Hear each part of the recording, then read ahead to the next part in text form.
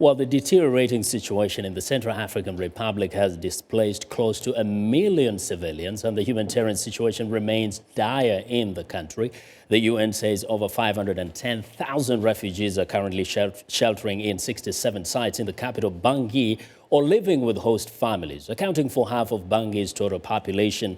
At the international airport in Bangui, where an estimated number of 100,000 people have sought refuge, humanitarian partners are trying to provide medical care and malnutrition screening for children. In early December, France deployed troops with UN support to protect CAR civilians following an escalation of the violence between the Christian militias and ex-Seleka Muslim rebels. Hundreds of people were killed in and around Bangui.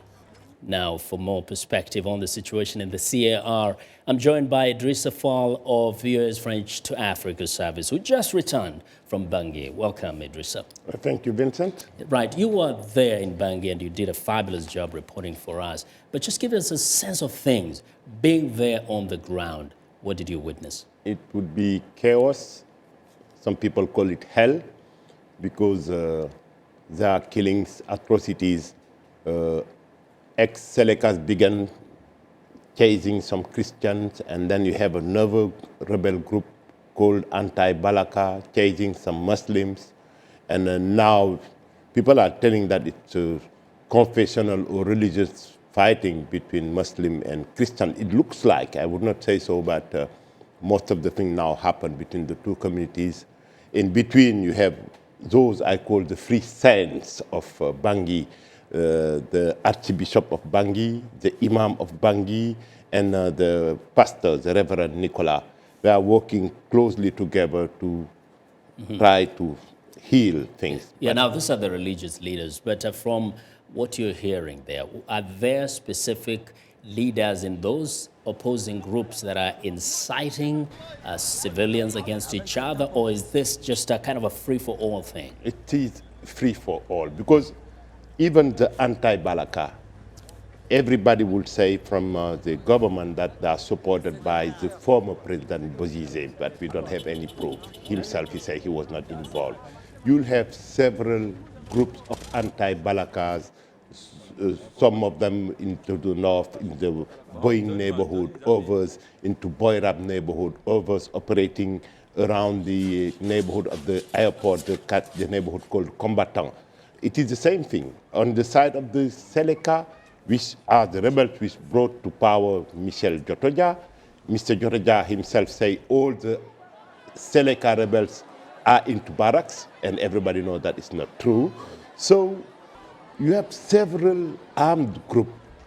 Most of them operate with machetes, not only guns, because it's late in December we saw that all the wounded were done by bullets, but most of the people was killed by machetes. Which is a bad image. It's kind of reminiscent of what we saw in Rwanda genocide. Yeah. But in terms of the international effort there, what are the challenges being presented, especially by citizens who say, we don't want to see the French troops here? Then the others are saying, we don't want to see like the Chadian troops there. Yeah, it's divided.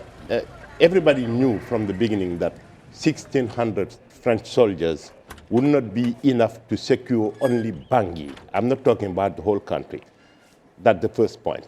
The second point, you have some Africans from Congo, from Burundi, from Chad. Since the conflict is looking like a religious thing, those who are supporting the anti-Balaka says the Chadian troops are part of the problem because they think that the Chadians are supporting the Seleka rebels. And when you go into the Muslim neighborhood, they say France is only disarming our rebel group, Muslim group. So it's very, very complicated. And this is because France is seen from a Christian perspective, and troops like from Chad are seen as Muslims. Yeah, but they are both trying to disarm both groups. Yeah. But it's very, very, very, very difficult. Just quickly, what do you see is the strongest divide here? Is it ethnic or religion? Well, it's very difficult. From talking to people on the ground, from listening to what they say. From talking to people on the ground, you have a huge divide between Christians and Muslims. It is clear there. Even in the newspapers, you will see these guys defending the Muslim, the others defending the Christian. But the government right now is trying to be in the middle, helped by the religious leaders, but it's very, very complicated. And in a few seconds, how strong and in control is the government anyway? Well, the government, even I think when Samantha Power came there, she told them clearly, listen, you guys, you better work together. The president, the prime minister, and the president of the National Council for Transition, they used to have their own skirmishes between them. But now they are trying to speak with one voice.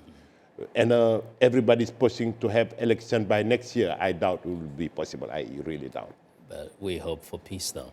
Yeah. Idrissa, thank you very much Thank you, Vincent. for joining us. Idrissa Fall of French to Africa Service. Thank you for joining us today.